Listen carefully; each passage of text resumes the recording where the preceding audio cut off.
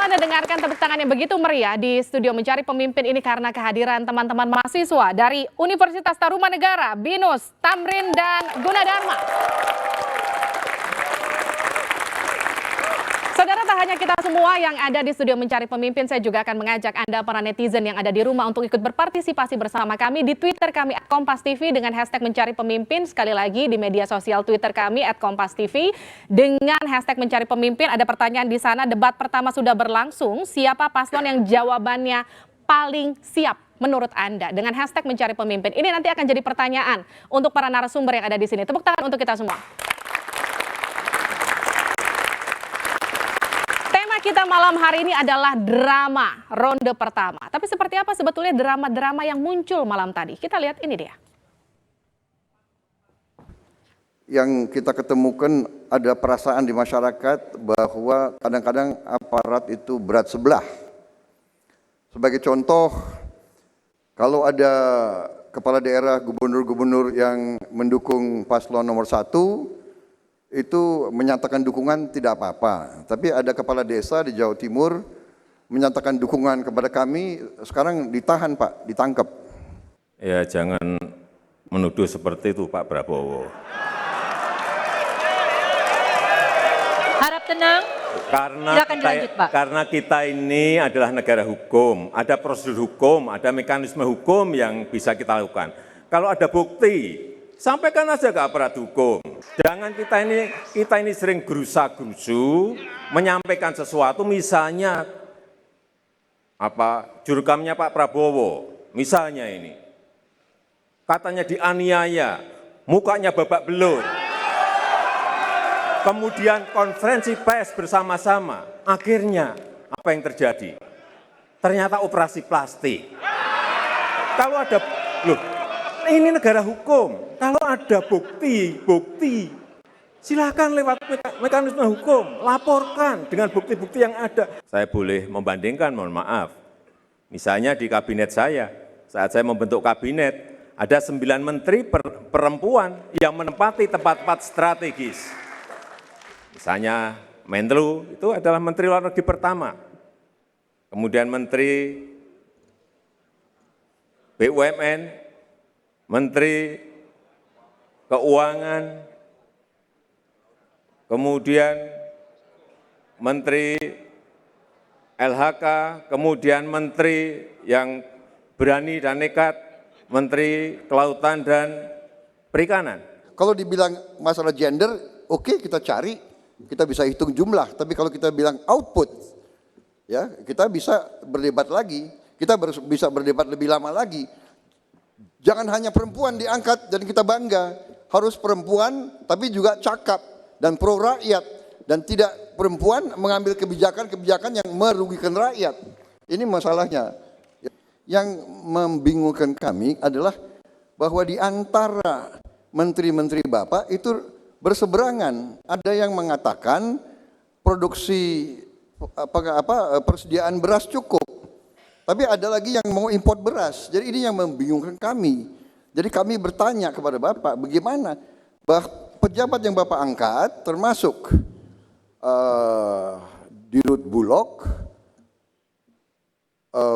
Pak Buas mengatakan bahwa cukup. Kemudian Menteri Pertanian Bapak mengatakan cukup. Tapi Menteri Perdagangan Bapak mengizinkan import komoditas pangan yang begitu banyak. Ini yang membingungkan rakyat. Bahwa kalau menteri sama semuanya menurut saya malah nggak bagus.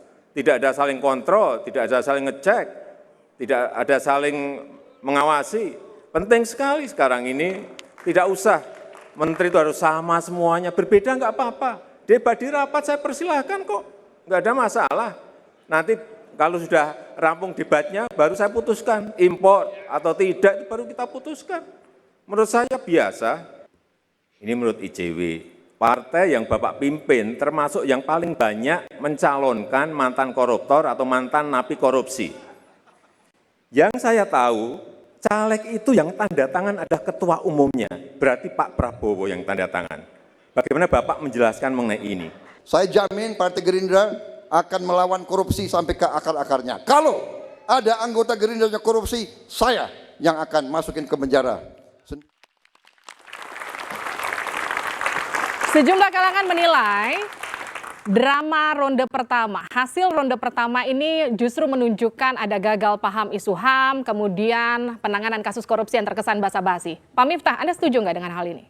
Yang pertama, kalau kita lihat ini agak berbeda Pak Jokowi sekarang ini. Kenapa begitu? Karena penampilan Pak Jokowi tidak seperti Pak Jokowi yang biasanya. Anger-nya begitu dominan. Jadi beliau membawa debat kepada urusan partai, padahal Pak Jokowi lupa. Yang membawa Pak Jokowi ke Jakarta sehingga dia menjadi gubernur adalah Partai Gerindra. Tapi Pak Jokowi menyerang Partai Gerindra. Padahal di dalam Partai Gerindra ya kita punya kader-kader perempuan yang aktif di parlemen, yang memperjuangkan undang-undang perlindungan anak seperti Mbak Sarah misalnya. Kita punya Rasel di DPR dan kita punya pimpinan di DPR yang pimpinan di Gerindra yang perempuan. Jadi kita melihat Pak Jokowi di sesi yang kali ini agak berbeda dari Pak Jokowi yang kita kenal. Sementara Pak Prabowo Bang Sandi itu justru joyful gitu. Ya, lebih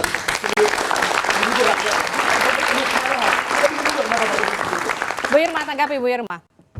Lucu juga kalau mendengar beliau bilang bahwa Pak Jokowi yang bawa ke Jakarta itu Pak Prabowo gitu kan.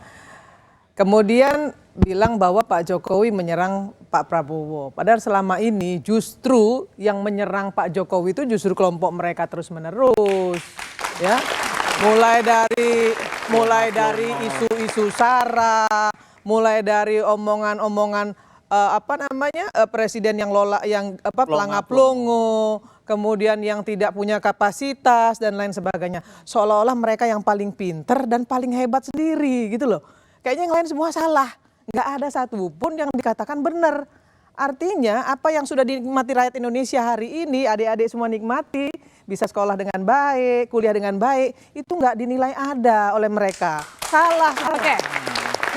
Yang jadi pertanyaan saya, kenapa tadi malam terkesan sejumlah kalangan menilai isu-isu HAM tidak terkupas dengan tuntas, soal kebebasan beragama misalnya, soal bagaimana melindungi kekerasan terhadap perempuan misalnya, soal novel Baswedan salah satunya. Banyak hal termasuk PR-PR Pak Jokowi misalnya di periode yang sekarang sedang dilanjutkan. Kenapa semua itu tidak terkupas secara tuntas?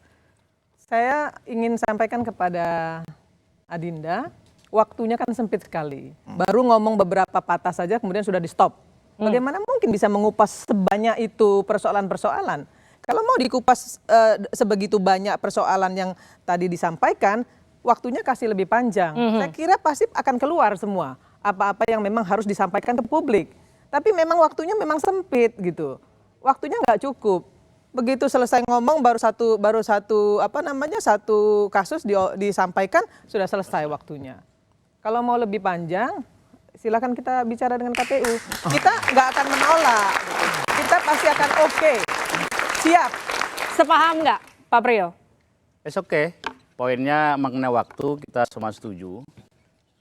Karena kedua belah pasangan calon negarawan ini kemarin memang diuji dengan waktu yang terbatas untuk menyampaikan pandangannya. Tapi saya berbangga hati bahwa Pak Prabowo dan Pak Sandiaga Uno ini telah menunjukkan, teruji dan terbukti menunjukkan tingkat kenegarawanan tingkat tinggi di saat disulut dengan pertanyaan dengan penuh amarah, jawabannya adalah jawaban negarawan dan tidak terpancing untuk menyerang balik. Meskipun kita semua gregetan, tetapi kali ini kami memuji rasa sabar dan negarawan yang ditunjukkan, terutama Pak Prabowo Subianto. Dan yang kedua, duet ini kemarin, yaitu Pak Prabowo Sandi ini telah menunjukkan suatu sinergitas, apa yang saya sebut dengan duit tunggal. Dua-duanya mendapatkan bobot. Pak Prabowo meskipun beliau presiden memberikan kewenangan yang cukup terhadap pertanyaan-pertanyaan hebat dan strategis dari sebelah, dipersilahkan kepada Pak Sandiaga Uno. Dan ternyata tokoh energik, muda, yang milenial, pada diri Pak Sandiaga Uno ini ditunjukkan dengan jawaban-jawaban cemerlang. Jadi kalau menurut Anda tadi malam Prabowo Sandi tampil lebih all out begitu karena tampil berdua, sementara sebelah Jokowi lebih dominan, itu maksud Anda? Ya, sayang sekali, tapi saya tidak mau ngeritik karena saya hormat sama Yai Ma'ruf. Ya, tapi peran Pak Yai Ma'ruf hampir tidak ada di sana. Tapi nggak tahu apakah ini strategi. Ya, tentu kalau kita melihat keseluruhan penampilan debat tadi malam, ya memang kita pasti bisa melihat dari angle yang berbeda-beda. Ya. Terkait penampilan tadi malam, bisa saja ada orang yang kemudian menyampaikan angle bahwa ini yang patut jadi capres ini Pak Prabowo atau Pak Sandi. Kenapa begitu? Nah, kenapa kok begitu? Karena ya yang kelihatan lebih siap, lebih dominan, ya, yang ingin ditunjuk dari debat tadi malam itu sepertinya Pak Sandi, bukan Pak Prabowo. Jadi ini capresnya ini siapa? Itu satu yang pertama. Yang kedua, kalau dari sisi Pak Jokowi, ya, ini sebetulnya menunjukkan alur dalam konstitusi kita, ya, bahwa memang wakil presiden itu bertugas untuk membantu seorang presiden. Nah, karena itu sebetulnya debat tadi malam yang terkait dengan peran Pak Kiai Ma'ruf Amin, itu kan jelas bahwa Pak Kiai Ma'ruf Amin begitu dominan, leluasa bicara ketika bicara tentang penanggulangan terorisme. Oke, Ya. jadi kalau menurut Anda di Jokowi Ma'ruf perannya sudah ada masing-masing, saling melengkapi. Sementara yang sebelah justru tumpang tindih. Tumpang tindih seperti itu malah saya nggak terima. Tanggapi. mana Enggak. presiden, mana Pak wakil presiden. Jokowi dengan Pak JK. Pak JK seorang yang energik dengan pengalaman yang lengkap di pemerintahan saja. Ekonomi kita seperti ini. Lapangan pekerjaan susah, harga-harga sembako tidak bisa kita kendalikan. Kita bisa bayangkan apabila dalam pemerintahan ke depan didampingin oleh Pak Iya yang mungkin tidak seenergi ke Pak JK, bagaimana tantangan kita anak muda untuk mendapatkan pekerjaan, bagaimana pengelolaan ekonomi ini. Jadi kita lihat ini dynamic duo. Kalau bahasa anak muda ini dynamic duo. Bahwa di antara keduanya berbagi peran, chemistry-nya dapat, tantangan global kita ini berat.